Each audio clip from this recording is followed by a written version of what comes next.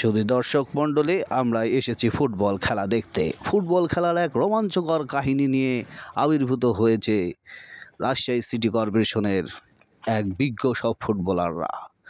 কিন্তু এর দুঃখের বিষয়, আজ দুঃখের সাথে বলতে হয়, এরা কখনোই জাতীয় টিমে খেলার চান্স পায় না। না পাওয়ার কারণ হচ্ছে এরা ফুটবল নামের যে চোচ্চর ফুটবল খেলা, এটা নিয়েই তারা ব্যতিব্যস্ত হয়ে পড়ে। তারই ধারাভাষ্যকতায় আমি ছিলাম এবং ভিডিওটাও করে ফেলেছি। দেখুন ছেলেপেলেরা চোচ্চর ফুটবল খেলা কিভাবে খেলছে, সেটাই দেখাচ্ছি। ফুটবল খেলার এই রোমাঞ্চকর চোচ্চর খেলাটা একজনে হেরে যাচ্ছে, আর একজনে আবার চোর হচ্ছে, আর একজনে আসামি হচ্ছে, আর একজনে আবার দারোগা হচ্ছে।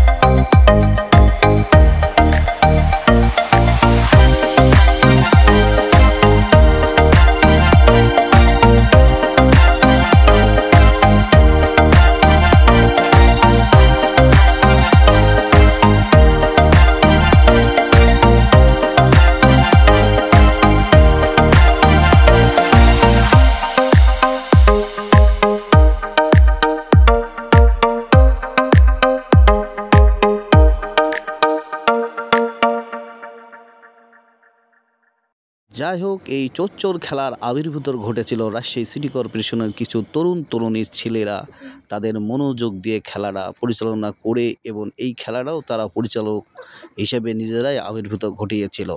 ইতিহাসের পাতায় এদের নাম না থাকলেও গিনেস বুকে নাম উঠবে কিনা আমার সন্দেহ রয়েছে।